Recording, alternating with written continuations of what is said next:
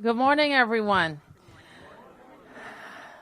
I am so pleased and I feel blessed to see everybody today to talk about how we're going to save lives in Washington, D.C. Are you with me? We are here to talk about very serious investments we're making and proposing, I should say, to the council for the fiscal 2022 budget. I sent that proposal, my budget, to the council just last week. And you will notice today that this looks very different from the pressers we've been having for the last 15 months, where we have been talking about crushing COVID-19, and today we're talking about crushing gun violence in Washington, D.C.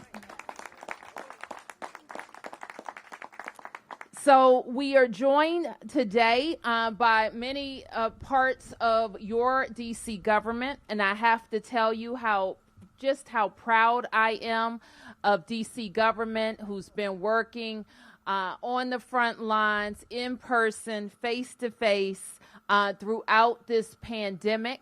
And I'm grateful to about 40% of our staff who have been in that in-person capacity. So give them a big round of applause.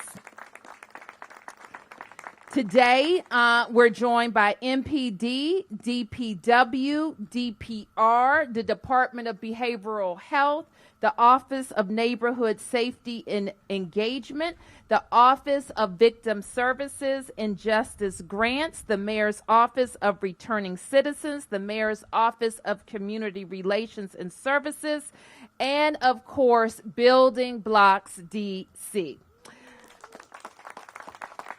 We are here today to talk about what it looks like to have a whole of government approach to reducing gun violence and making our neighborhoods safer, and how that looks in a DC budget. This is what a $59 million investment in Building Blocks DC in safety and DC youth will look like. Our Building Blocks investments are about stopping gun violence before it happens. We don't want people out on our streets involved in gunplay. We want them focused on jobs and school, enjoying life, and living long lives with their family and friends. And we know that is what every resident wants too. No matter where they live, where they're from, what their background is, they don't want to be scared in their own neighborhoods, in their own homes, and they want to grow up to live long lives and see their children grow up and live long lives too. So that's why we're making investments like the $11 million in the budget to give cash assistance and other supports to returning citizens. Director Garcia will talk to you more about the importance of getting that cash assistance into communities. In many ways, it's self-explanatory, but clearly we want people to be able to transition back home, have a landing spot so they can get back to their lives. When people aren't struggling just to cover the necessities, they can focus on setting and reaching their goals. And that is also why this budget has $5.6 million to create 110 dedicated employment opportunities at DPW for residents at risk of gun violence, and $2.2 million for temporary safe housing for residents involved in gun violence, and nearly $800,000 to keep recreation centers like this one open later so people have safe places to hang out and be with their friends. And when we say whole of government, what we actually mean is whole of community and government. We all know that the government can do a lot of things, and we can do a lot of things well, but we won't solve gun violence without each other. We have to rely on each other to call out and find and identify and connect people who need help the most. Will you help us? So we will also have $1.5 million for grants that will go to individuals and organizations that are taking their own initiatives to stop gun violence in their own neighborhoods and engage neighbors, I should say, that need help. Director Harley Harper is going to tell you more about these grants, including grant opportunities that will become available this week. So I talk a lot about giving folks a fair shot, and I mean it when I say it, that we as a government should be able to level the playing field so that programs and services and opportunities are available to everybody. But you will also hear me say that everybody has to find a way to help themselves. We can't do it alone. So if you are going to be ready to step up and accept the opportunity, accept help, connect your kids, connect your neighbors, we're going to walk that walk with you as well. So if we provide people the opportunity and if we offer a hand up, I think DC residents will take it. Are you with me on that one? I think DC residents will take it.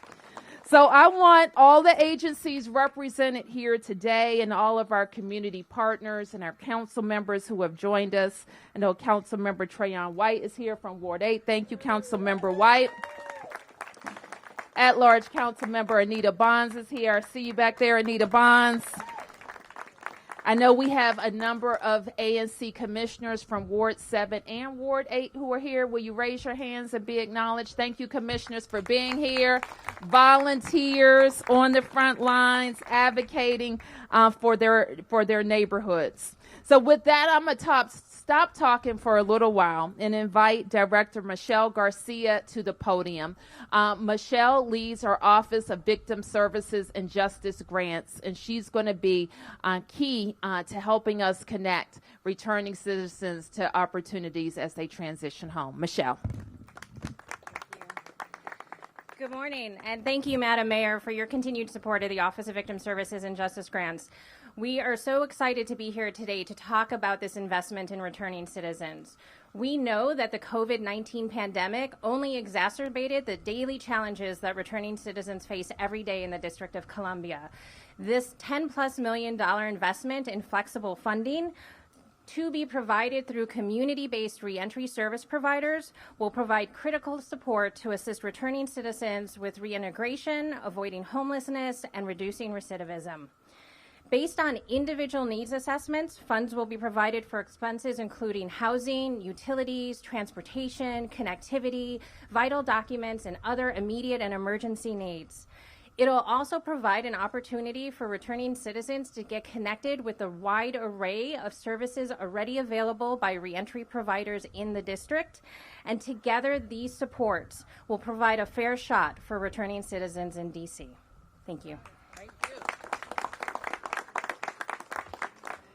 I also want to introduce, and before I introduce Director Harley Harper, I just want to acknowledge the agency directors who are here, because you are going to be talking a lot with all of these folks with our partnership on building blocks. So let me start with Deputy Mayor for Public Safety and Justice, Chris Geldhart, who is behind me. Thank you, Chris. You just heard from Michelle Garcia. Dell McFadden, who is the director of our Office of Neighborhood Safety and Engagement. Dell's right behind me. Lindsay Apaya, director of DYRS. Thank you. Christina Davis, the director of DC-DPW. Lamont Carey, the director of the DC Office of Returning Citizens. Delano Hunter, our director of DPR. Barbara Bazron, the director of DBH. Thank you, Dr. Bazron. If there's anybody I've forgotten, and please say hi to them, and they're going to say hi to you. But now I have the privilege of inviting to the podium the district's first ever gun violence director. And Director Harley Harper is responsible for building out Building Blocks DC across the district. We've started our initial blocks in historic Anacostia. And she's also responsible for making sure that all of the agencies of government are moving in one direction to implement these dollars and save lives in DC. Director Harley Harper.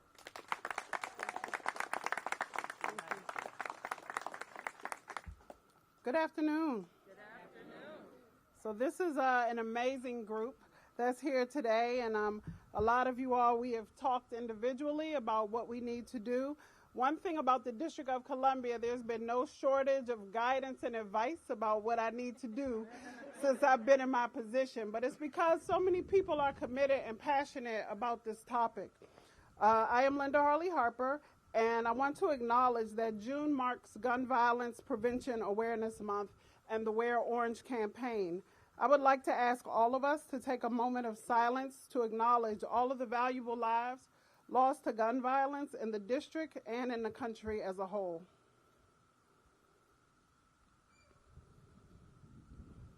Thank you.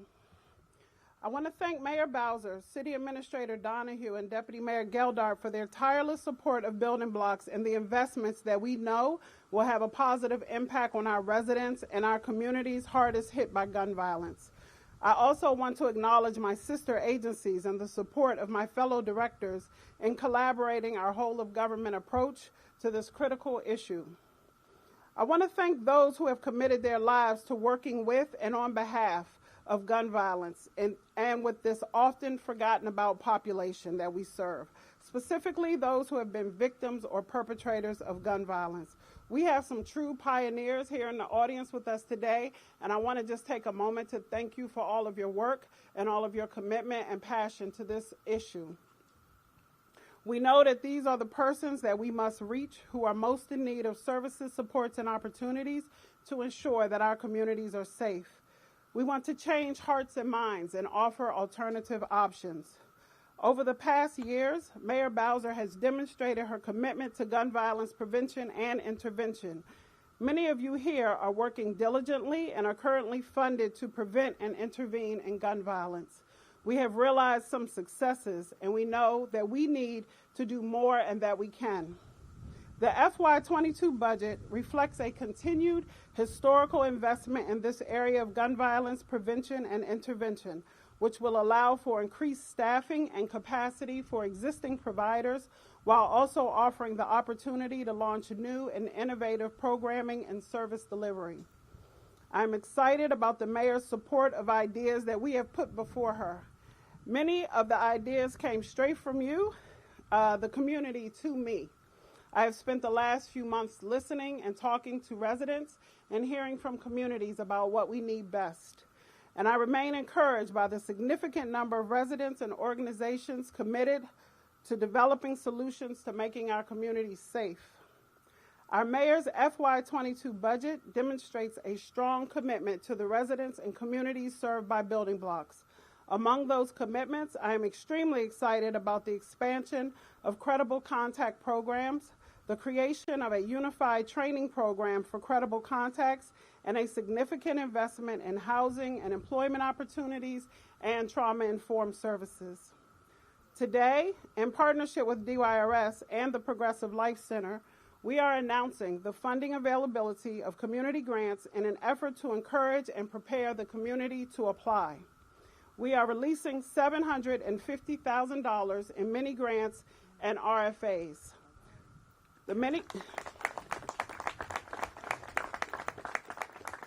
I'm so excited about this, I can't even tell you, because so many people have come to me with these amazing ideas that they believe can work, that they know can work, people who are in the communities every day, and this is an opportunity to get support for those ideas.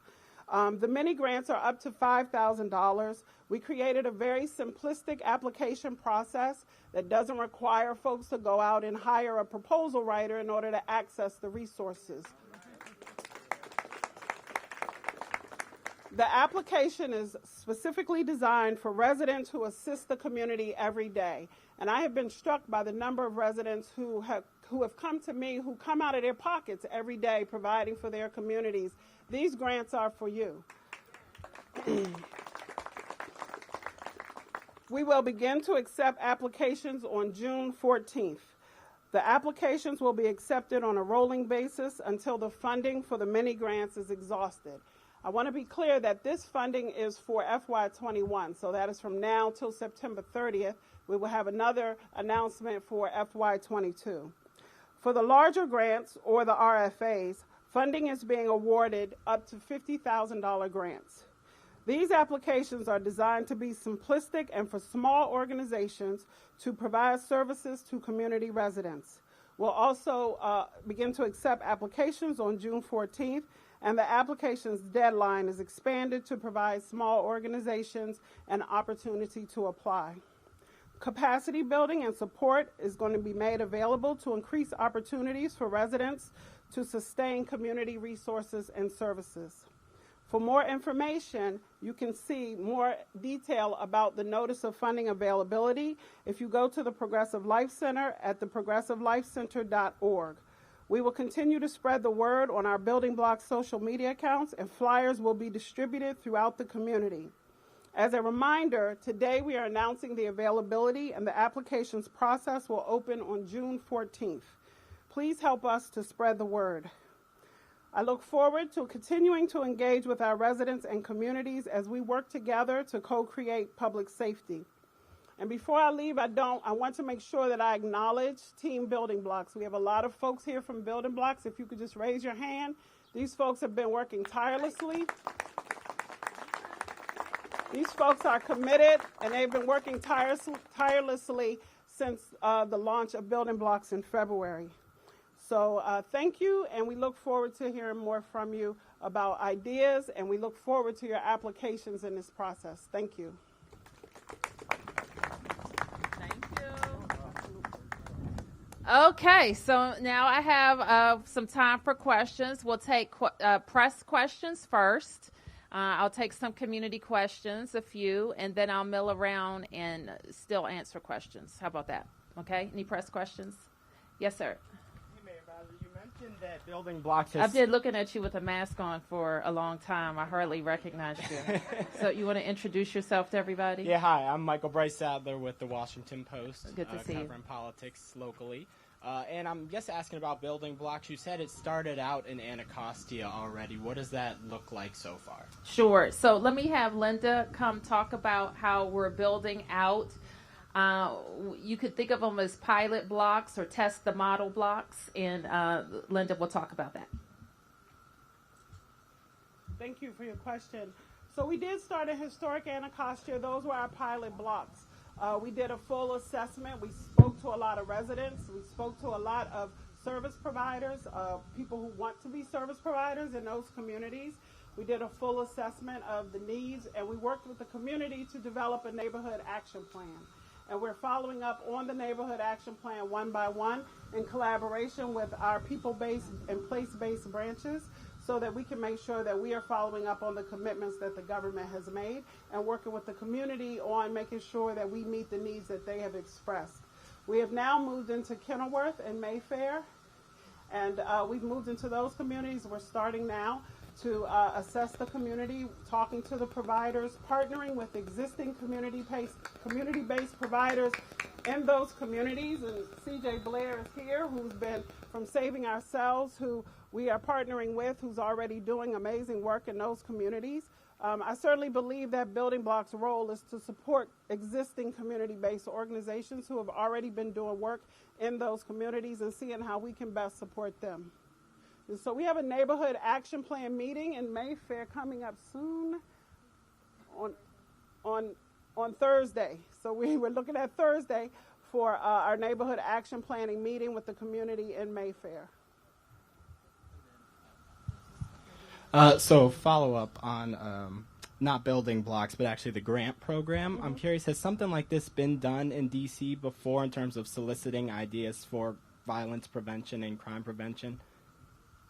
There's been differing efforts at it in the past. I think that this is the first time that we have done it with an intentional focus on partnering with the residents and the community in a simplistic award process to get ideas into the community. It's going to take all of us to solve this. There's no one single answer to solving gun violence. It's going to take each and every one of us to put all hands on deck. And Michael, we have done a mini grant program before. I think CFSA was the lead at the time.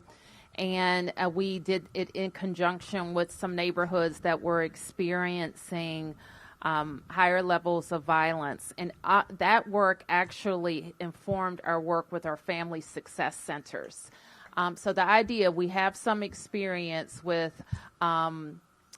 as Linda says, and it's important to say, simple forms. You have to tell us something. You have to tell us how you're going to use it. You have to use it the way you say you're going to use it. But it doesn't require you to hire somebody to write the application. Yes, sir. Two kind of meat and potatoes questions. Sure. A broader question. In terms of the grants, how soon does this money start flowing? If it's ultimately approved, are there any age limits on the jobs that are going to be offered? And then the broader question is, according to MPD data, for the last 3 summers, between about June 1st and October 1st, homicides have gone up. What does a successful and safe summer look like for you in the district? Well, obviously, shooting and homicide would go down. And all of us would like to say we wouldn't like to see any shooting or homicide. We know, however, that with the prevalence of guns on the streets, that's unlikely.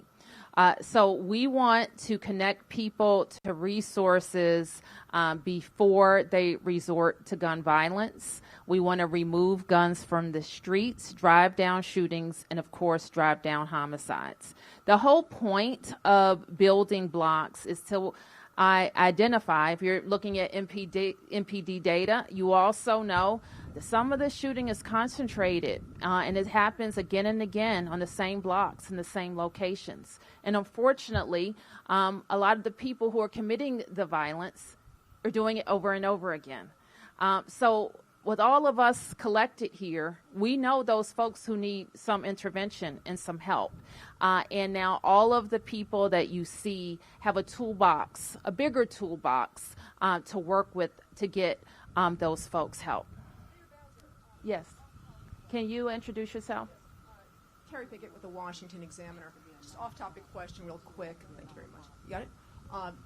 Now, Senator Durbin and Senator Warren were critical of how the D.C. corrections system is handling the Capitol rioters, as well as a number of other individuals who have been arrested and put into restrictive housing and have been kept for a period of time in detainment for over a year now, and they have not been charged with any crimes whatsoever. Can you respond to this? Because they have called this cruel and unusual punishment. Aren't you opening yourself up to a number of lawsuits at this time? I'm not really familiar with their criticism, so I'm happy to look into it and respond. Cruel and unusual punishment. What do you say this? And you're getting this from a number of individuals from all over the country. Yeah, I will have to check into their criticisms. I haven't heard that. Okay, what's next? Yes.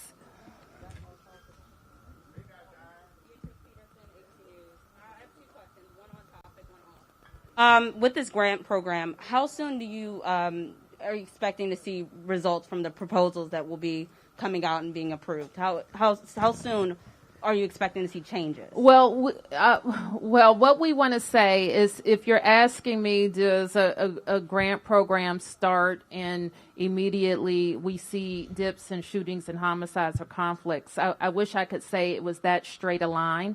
But we know there are a lot of contributors to the violence that we're seeing.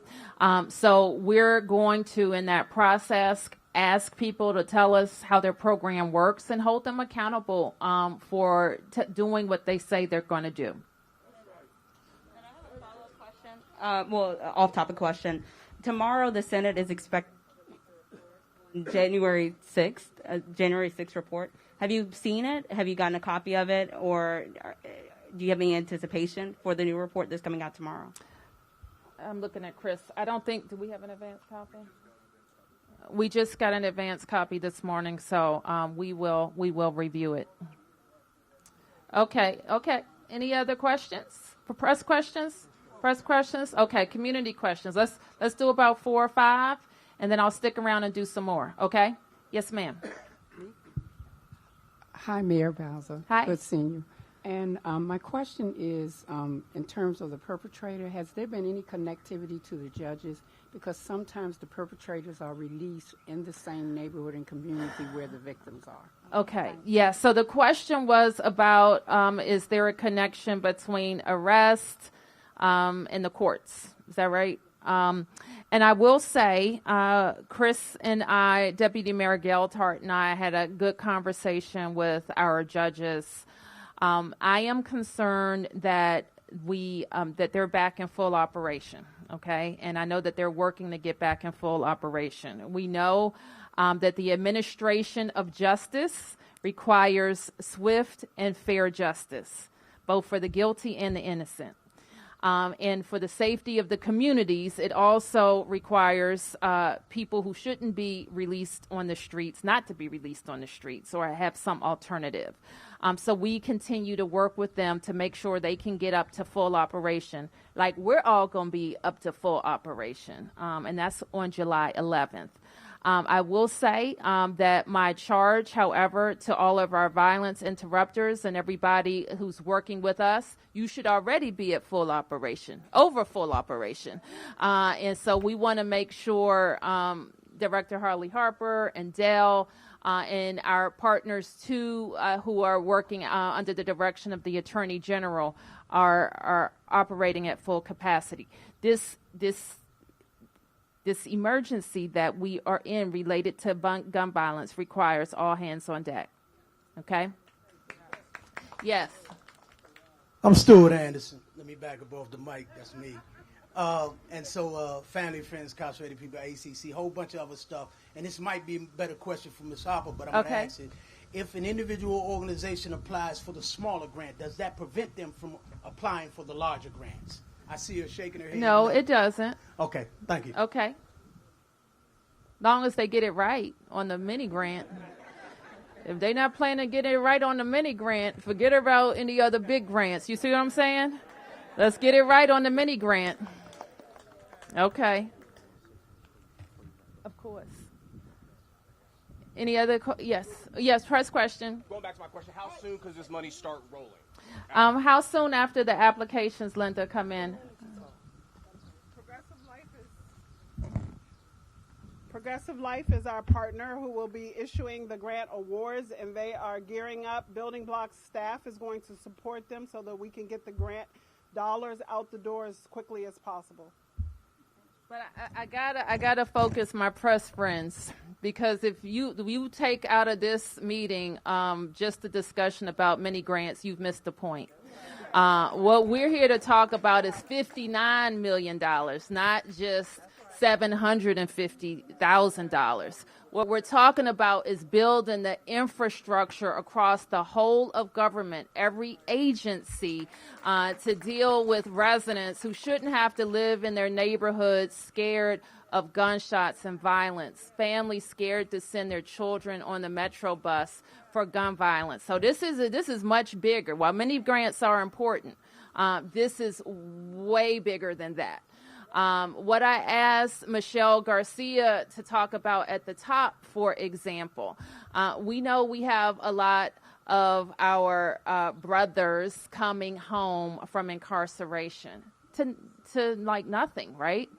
And so their families who want them to be successful are taking that reentry on. We connect people to a lot of programs and services, but it's not enough. So how can we provide not a forever landing strip, but an immediate landing strip to take a burden off of families and help our men come home and be successful, okay? And women too. Amen.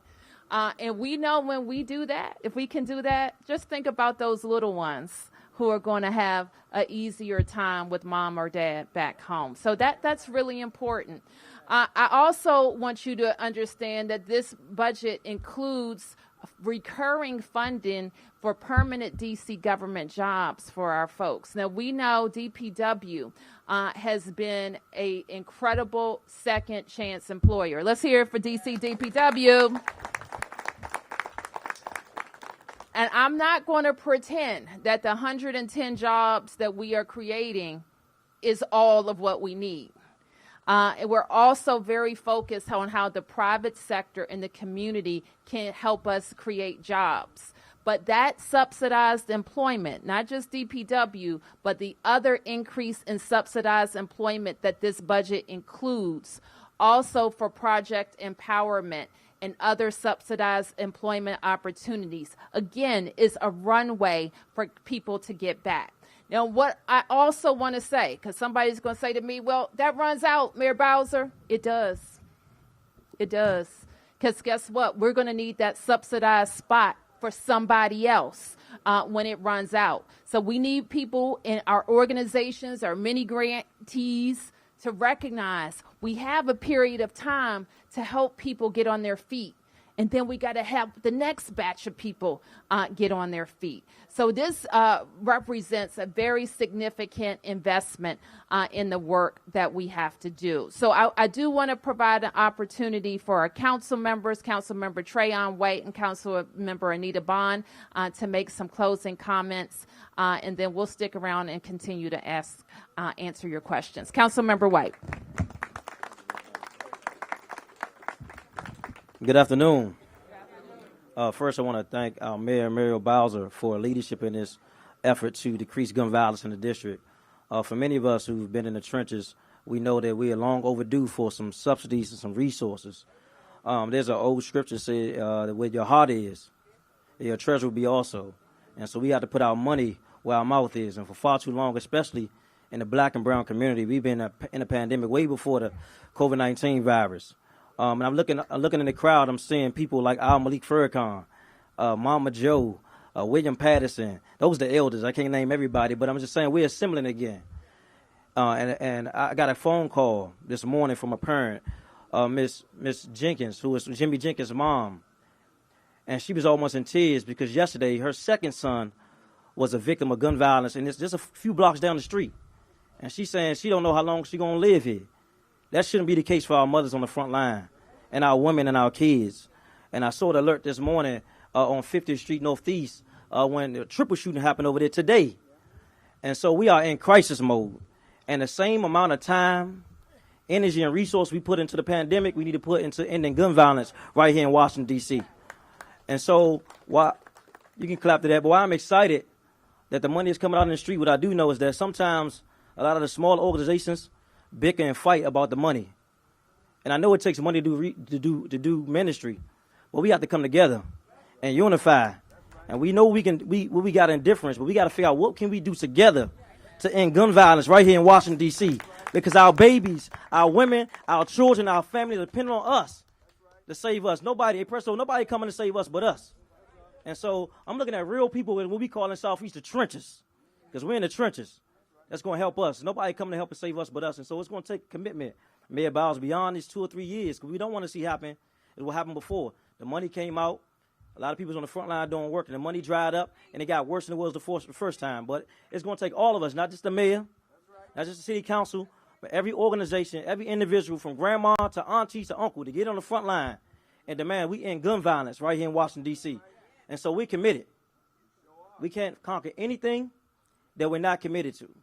And it's now or never, especially for black and brown people in this district, because we fading away, y'all. Can I hear commitment? Can I hear the word commitment? We got to stay committed, y'all. Thank you. God bless. Councilmember Anita Bonds. All right. Thank you, Mayor. And thanks to everyone for being here today. You know, we say a lot of things.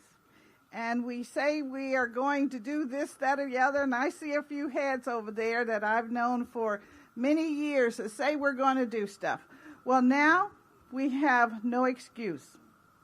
The money is going to be here in community with community people Whether you are a leader that has been recognized or not, you're going to have access to the money.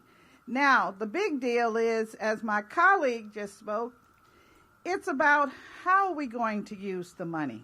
How are we going to reach our young people? And more importantly, how are we going to influence them so that they follow a path that leads to life for them, as opposed to some other things that we really say we got to stop it. This is a very difficult time for many of us.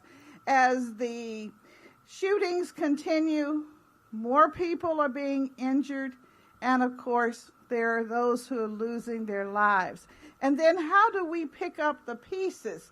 Because none of us seems to know when someone is going to lose their life. For some reason, we say we don't know. Or are we saying that we don't know? Are we going to do something about it? Because we can change the lives of people in our community. And that's what this is all about. I know I'm talking to the crowd that already knows this, but we have to keep telling each other that we can make a difference and that we are working to make a difference. And that means many of us, not just one or two. I can't just leave it to you. I have to be involved. And so I am requesting, I'm saying, get it going. Let's do what we know we got to do. And let's make sure that our young people have an opportunity to have a life into the future. Please. Okay, thank you. Thank you, Mayor. Thank you, Council Member. And Council Member has been very focused, like us, on housing and affordable housing, and especially for people impacted by gun violence. So we're going to stay focused on that, too. But you know what I'm going to talk about right now. I never come to the mic these days without mentioning something. Now, you notice that I can stand here without a mask, right? And you know why that is? Because I'm vaccinated. Now, what I know from experience is if I'm in a group like this, a good chunk of folks are not vaccinated. We cannot get back to life until we are vaccinated. A couple of weeks ago, Dr. Nesbitt gave me a statistic. We've driven our numbers way down. I mean, we are crushing this virus, but people are still getting it, and people are still dying from it. It's a smaller number, but people are still dying, and they're black. 8 out of 10. So you don't have to die from COVID. You don't have to die from COVID. So please go to a free vaccine center. You still have questions. I'm going to put Dr. Bazron up to answer questions today about vaccination. Dr. Bazron's here. She does behavioral health, but she's really smart, so she knows about vaccines. So if you have some questions about yourself, your family, your loved one, I know that Dr. Bazron will answer it. And finally, we got to get our kids back to school.